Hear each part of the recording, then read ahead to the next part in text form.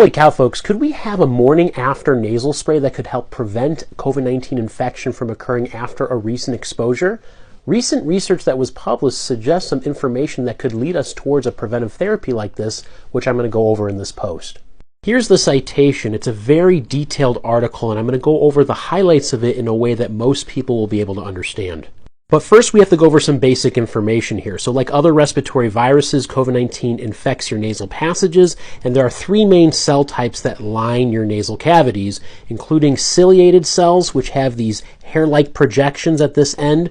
There's the basilar cells and your goblet cells, which produce your mucus, also known as snot.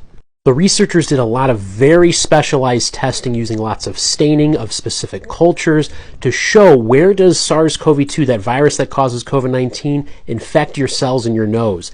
And so basically all of these pictures here are different stainings that are then quantified here based off of time from the initial infection, and then pictorially are shown over here. What the researchers found is that those SARS-CoV-2 viruses infect the cilia, the hair-like projections first, and then go down into the cell itself, and that is a process that takes about 24 hours to happen.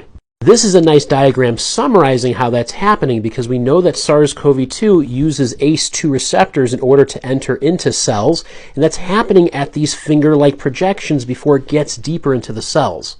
Don't believe me? Take a look at this electron micrograph. Look at these tiny viruses. They're going in and actually infecting those hair cells and then traveling down.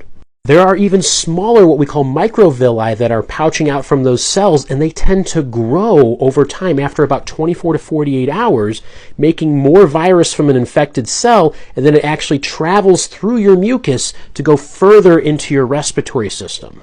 So in theory, we could help prevent a COVID-19 infection from occurring by creating a nasal spray that disrupts these finger-like projections from propagating the virus further down your respiratory tree, as long as it's given potentially within 24 hours of exposure. That's a pretty exciting potential for the future.